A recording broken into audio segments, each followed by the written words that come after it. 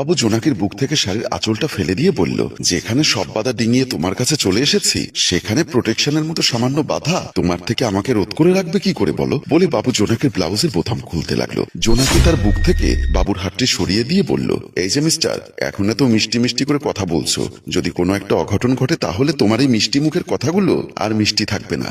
না পারবো সমাজে মুখ দেখাতে, না পারবে তুমি আমাকে তোমার ঘরে তুলতে। বাবু জোনাকির নাক চেপে ধরে বলল, এখন কি শুধু শুধু কথা বলে সময় নষ্ট করবে নাকি আমাকে শান্ত করবে? তোমার যখন আজ মন চাইছে তখন বাধা দিলে কি আজ তুমি আমার বাধা মানবে? আমি কি তোমার কাছে প্রত্যেক দিন এমন আবদার নিয়ে আসি?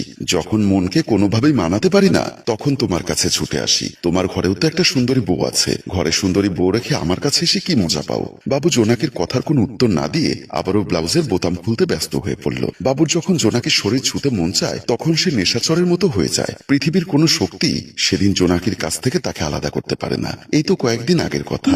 একদিন বাবু অফিসে বসে কাজ করছিল। কয়েকদিন যাবৎ অফিসে কাজের খুব চাপ ছিল। কাজ করতে করতে বাবু প্রায় হাঁপিয়ে উঠেছিল। হঠাৎ করে বাবুর মাথায় এলো জোনাকির কথা। জোনাকির কথা মাথায় আসতেই হাতের কাজ রেখে জোনাকির সাথে দেখা করার জন্য যখন বের হতে যাবে ঠিক তখনই তার বস অপু ও তার রুমে প্রবেশ করলো। বাবু অপুকে সালাম জানালে অপু সালামের উত্তর দিয়ে বলল, বাবু সাহেব আপনি কি এখন কোথাও যাবেন নাকি? বাবু আমতা আমতা করে বলল, জি স্যার, আজ খুব টায়ার্ড লাগছে তাই এখন বাসায় চলে যাচ্ছি, একটু রেস্ট করতে হবে। কিন্তু আপনাকে যে ফাইলগুলো দিয়েছিলাম ওই ফাইলগুলো শেষ করে এখনো তো জমা দিতে পারেননি। এই ফাইলগুলোর কাজ শেষ করে না হয় আপনি বাসায় চলে যান। অপু স্যারের কথা শুনে বাবু কিছুটা বিরক্ত হয়ে বলল, স্যার এখন কটা বাজে জানেন? রাত 8টা বাজে। সেই সকাল 9টা থেকে এসে কাজ ধরেছি, আর অফিস টাইম শেষ হয়েছে বিকাল 5টায়। অতিরিক্ত 3 ঘন্টা কাজ করার পরও আপনি বলছেন কাজ শেষ করে দিয়ে বাসায় যেতে হবে। বাবু সাহেব আপনি এত উত্তেজিত হচ্ছেন কেন? আমি তো আপনাকে বলেছিলাম যে আমাদের অফিসে এই মাসে কাজের কিছুটা চাপ বেড়ে গেছে। আপনি একজন সিনিয়র অফিসার হিসাবে একটু মনোযোগ দিয়ে অতিরিক্ত সময় কাজ করার জন্য, যার জন্য আমি আপনাকে এক্সট্রা পেমেন্ট করব। লাগবে না আমার এক্সট্রা পেমেন্ট। আজ 1 সপ্তাহ ধরে সকাল 9টায় অফিসে এসে রাত 11টার সময় বাসায় যাচ্ছি। আজ আমার শরীর খারাপ করেছে আর আপনি বলছেন আমাকে আপনার কাজ শেষ করে তারপর বাসায় যেতে হবে। এটা কোনো কথা হলো স্যার? বাবু সাহেব আপনি রাগ করবেন না, আমি আপনাকে কাজ শেষ করে যেতে হবে বলিনি। বলেছি শেষ করে গেলে ভালো হতো। যেহেতু আপনার শরীর খারাপ করেছে তাহলে আপনি চলে যান, আর কাল 12টার ভেতরে ফাইলটা আমার কাছে জমা দিলেই হয়ে যাবে। বলে অপু বাবুর রুম থেকে বেরিয়ে আসে। বাবু আর এদিক সেদিক না তাকিয়ে তার ব্যাগটা নিয়ে অফিস রুম থেকে বেরিয়ে যায়। বাবু জোনাকির ব্লাউজের বোতাম খুলতে খুলতে লক্ষ্য করলো জোনাকি কেমন নিস্তেজ হয়ে পড়ে আছে। জোনাকি কি এমন নিস্তেজ হয়ে পড়ে থাকতে দেখে বাবু বলল, কি হলো জোনাকি, তুমি এমন আনমনা হয়ে আছো কেন? আমি আজ খুবই এক্সাইটেড। আজ প্রায় 15 দিন পর আমি তোমার কাছে আসলাম। তুমি এভাবে নিজেকে গুটিয়ে রাখলে আমি কি মজা পাবো বলো? তাহলে তুমি শুরু করো, আমি তো তোমাকে বাধা দিচ্ছি না। জোনাকির মুখে এমন কথা শুনে বাবু এবার নিজের কাপড় খুলতে লাগলো। ঠিক এমন সময় জোনাকির দরজার পাশে এসে দাঁড়ালো তার বোন তানিশা। তানিশা প্রতিনিয়ত জোনাকি আর বাবুর এরকম নোংরা কর্মকাণ্ড দেখে অভ্যস্ত। কোনো কিছু বলতে চেয়েও সে বলতে পারে না। জোনাকি আর বাবুর এরকম নোংরামো কর্মকাণ্ডের প্রতিবাদ করতে গিয়ে একদিন তানিশার অনেক মার খেতে হয়েছিল। একদিন জোনাকি ড্রয়িং রুমে বসেছিল। এমন সময় জোনাকির ছোট বোন তানিশা এসে জোনাকির পাশের সোফায় বসতেই জোনাকি বলল, কি রে তানিশা, তুই কি কিছু বলতে চাস? তানিশা মাথা নাড়িয়ে উত্তর দিল, হ্যাঁ আপু, তোমার সাথে আমার কিছু কথা আছে। এত ভনিতা না করে কি বলতে চাইছিস বল।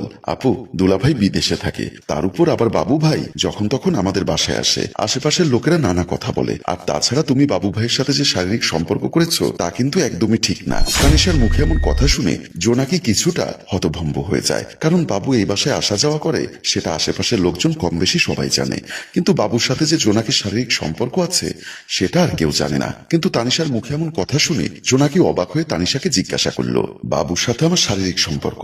তুই শারীরিক সম্পর্কের মানে কি বুঝিস? কেন বুঝবো না আপু, তুমি বাবু ভাইকে নিয়ে তোমার রুমে গিয়ে যে নোংরামো কাজ করো, ছি ছি, এগুলো মুখে বলতে লজ্জা লাগে। তানিশার কথা শেষ হতে না হতেই জোনাকি তানিশার গালে ঠাস করে একটা থাপ্পড় বসিয়ে দিয়ে বলল, ঘরের কথা যদি বাহিরের মানুষে শোনে না, এই বাসা থেকে ঘাট ধাক্কা দিয়ে বের করে দেব। আর সৎ মায়ের কাছে থাকলে ওই দরজাল মহিলাটা তোর কি অবস্থা করবে সেটাকে তুই ভুলে গেছিস? তানিশা তারপর আর কিছু না বলে কান্না করতে করতে ড্রয়িং রুম থেকে তার রুমের দিকে চলে গেল। না, আজকে এর একটা বিহিত করতেই হবে।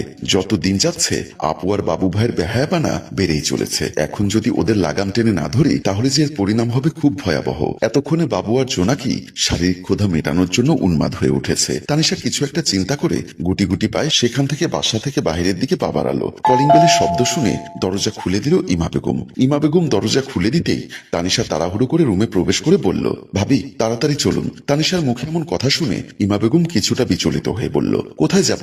ভাবি আমাদের বাসায় চলুন। কেন, তোমাদের বাসায় আবার কি হয়েছে?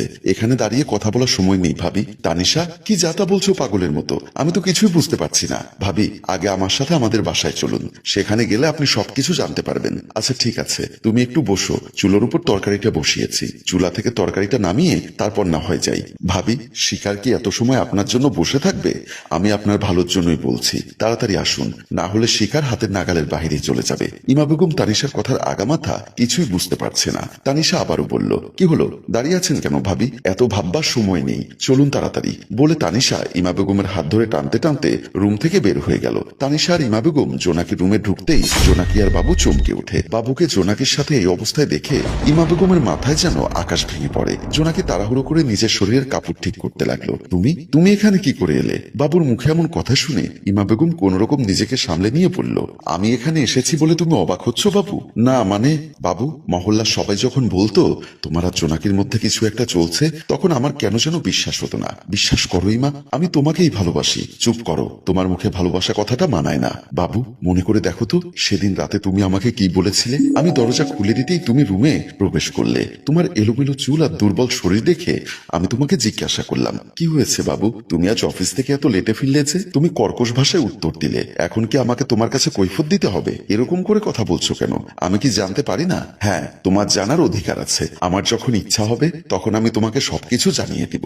এখন আমি খুবই টায়ার্ড। ঠিক আছে, তুমি ফ্রেশ হয়ে এসো, আমি তোমার জন্য টেবিলে খাবার দিচ্ছি। বলে আমি তোমার হাত থেকে অফিসের ব্যাগটা নিয়ে যখন কোটটা নিতে চাইলাম, তখন দেখলাম তোমার কোটে মেয়েদের চুল লেগে আছে। আমি চুলগুলো ভালো করে দেখে জানতে চাইলাম, এই চুলগুলো কার? সেদিন তুমি আমাকে কোনো উত্তর দিতে পারোনি। তুমি আমতা আমতা করে আমাকে যখন কিছু একটা বলতে চাইলে, তখন আমি চিৎকার করে বলেছিলাম, সত্যি করে বলো এই চুলগুলো কার? তুমি কোনো উত্তর দিতে না পেরে শাক দিয়ে মাছ ঢাকার মতো আমাকে কষে একটা থাপ্পড় বসিয়ে দিয়ে নিজের সব দোষ ধামাচাপা দিয়ে রুমে চলে গেছিলে। সেদিনও আমি তোমাকে